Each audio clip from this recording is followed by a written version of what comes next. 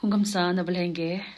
Welcome back to my daily Tezo briefing. I hope everyone's doing good. Without wasting any time, let's dive straight to the only daily Tibetan Parliament session highlight in English.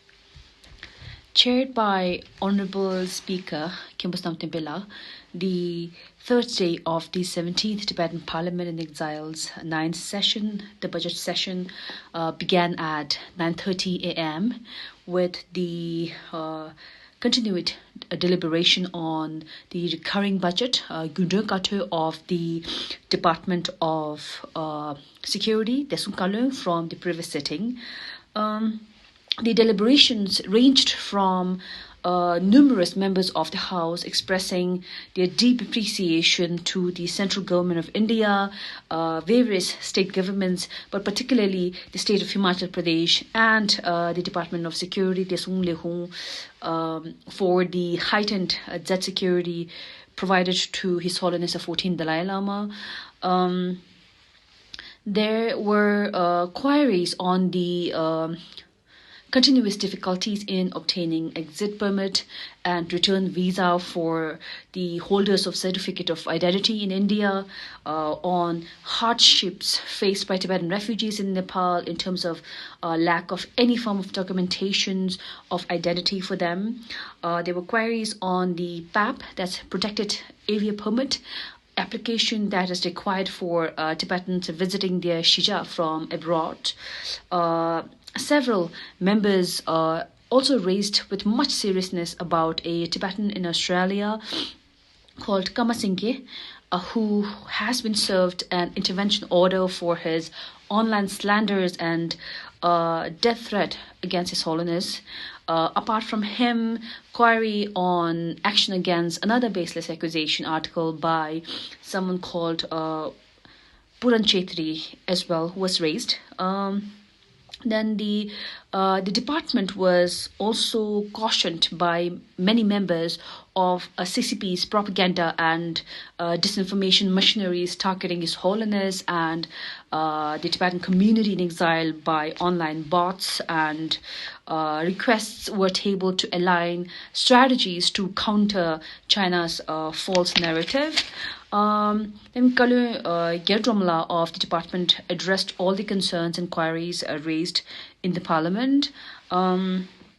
Then following the deliberation, the recurring budget, Gundurkatu, and the special recurring budget, Misekatu, of the department for the fiscal year of 2025 to 2026 were sanctioned unanimously, followed by the supplementary budget, that's Sugyokatu, which was also approved after several questions on the motion for reduction, with the motion for reduction.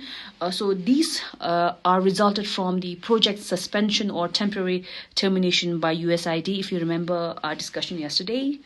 Then, as per the list of business, the session continued with a deliberation and sanction of the recurring budget, that's Gudurkatu, the special recurring budget, Misekatu, and the supplementary budget, that's Suyokatu, of the Department of Information and International Relations for the fiscal year of 2025 to 2026. Just to add on for your information, as the procedure of the Tibetan Parliament goes, a deliberation by the members of the House on the general issues, tasks, and matters relating to the department are tabled during the sanction of the recurring budget, Gundurkatu, while during the special recurring budget and the supplementary budget, Sugyokatu, sanction deliberation will strictly be on finance and projects proposed in these particular budgets.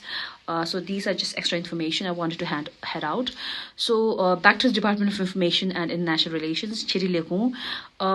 So the deliberations by the members covered on various Tibet advocacy projects like the traveling exhibition of Tibet Museum, which took place in some of well-renowned colleges and universities in 4 states of the United States.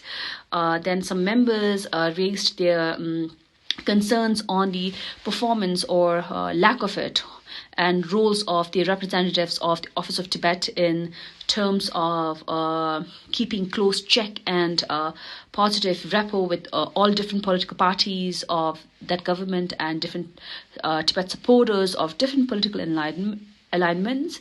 Tibet advocacy programs in schools and correspondence with Tibetan youth was highlighted, the importance of it.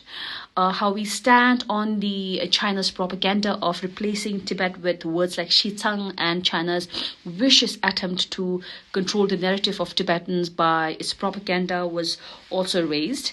Some Chitu spoke about their concerns over the termination of VOA and RFA's Tibetan language services, as the decision to terminate the federal grants for both the broadcasters were released. Chide Kalun Nozdromala actually provided all the necessary clarifications as required as per the queries. The discussion on the Department of Information and International Relations budget remains open for tomorrow's sitting. So basically, the House adjourned exactly at 5 p.m. until 9:30 a.m. So this is it for today. I will see you tomorrow. We will have a continuation of discussion on Chirye Lekung and various Office of His Holiness, and yes, we'll keep our discussion on from tomorrow. So do try and watch us live, if not at least later on, so that you are in check with your exiled government. Let's say